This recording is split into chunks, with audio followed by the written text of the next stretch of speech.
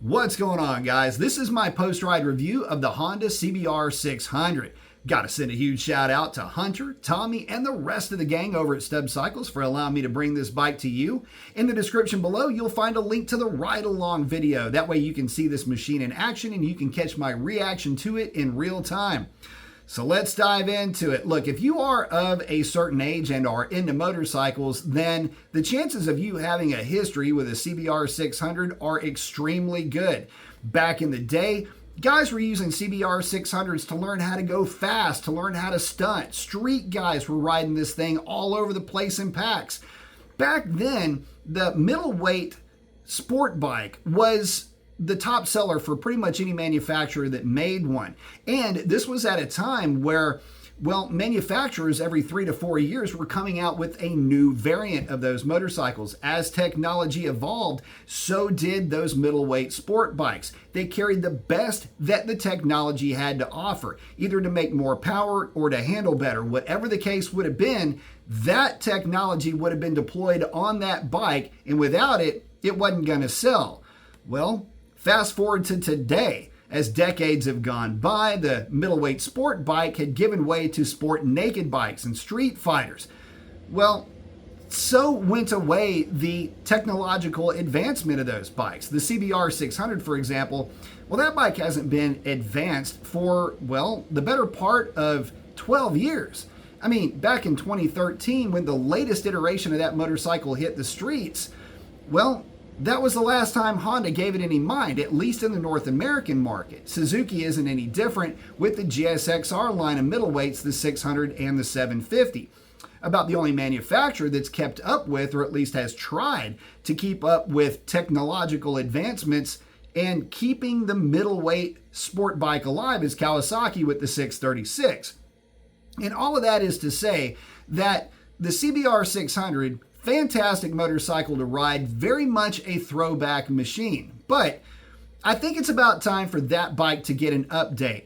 Talking to you too, Suzuki. But the reality is that these motorcycles are now coming back into fashion. Manufacturers are starting to take a look at the idea that, well, all of those sport naked motorcycles that they put all of the technology in, TFT screens, connectivity, quick shifters, all of that should belong to the middleweight sport bikes that was wasted? Is that the right way to put it? On those sport naked bikes. Well, once that technology is employed on those middleweight sport bikes, I think that they're really going to start to make a big comeback. There are manufacturers that are rumored to be bringing motorcycles back into the Euro 5 environment. This would be Suzuki that I'm talking about now. Honda already has a European variant of the CBR 600. We just don't get it in the United States. Call foul on Honda for that. But the reality is they haven't really had a reason to bring over to the States any other motorcycle other than the one that they really haven't been selling that much of anyway, because that class of bike is just now coming back into its own. So what could we expect from Honda moving forward? Well, most manufacturers will give a bike a facelift, maybe give it some new colors. But what a lot of folks are hoping is that we do get the European variant of that motorcycle, because it is an incredible bike to ride. My experience today with that CBR 600, such a throwback riding experience. But the cool thing about it is that the bike that I rode, and I did not mention this in the ride-along video, full Yoshi system. It's got a Yoshimura system and a tune. This bike ran exceptionally well. And it reminded me of just how much fun and how good these middleweight sport bikes can be.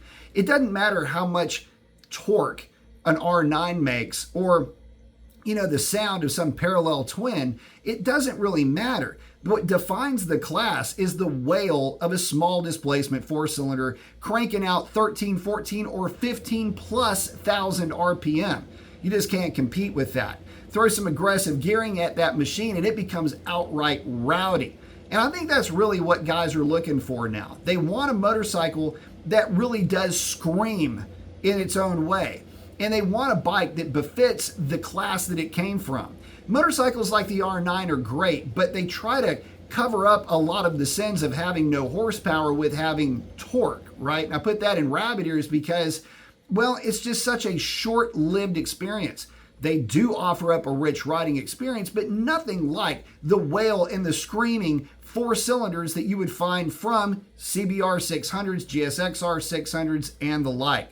So, what would I say about this bike that I haven't already said or that hasn't already been said a million times over the last, I don't know, couple of decades that these bikes have been out and running around? Guys, all I can say is this. For the ultimate and throwback riding experience, look no further than the CBR 600. Maybe one day we'll get an updated version of it, but if not, those of us of a certain age, we're going to keep appreciating the ride as it is. And with that, guys, I'm going to go ahead and wrap it up. If you have made it this far into the video, consider smashing that subscribe button. Helps the channel out more than you know. And with that, hope to catch you on the next one. Take care.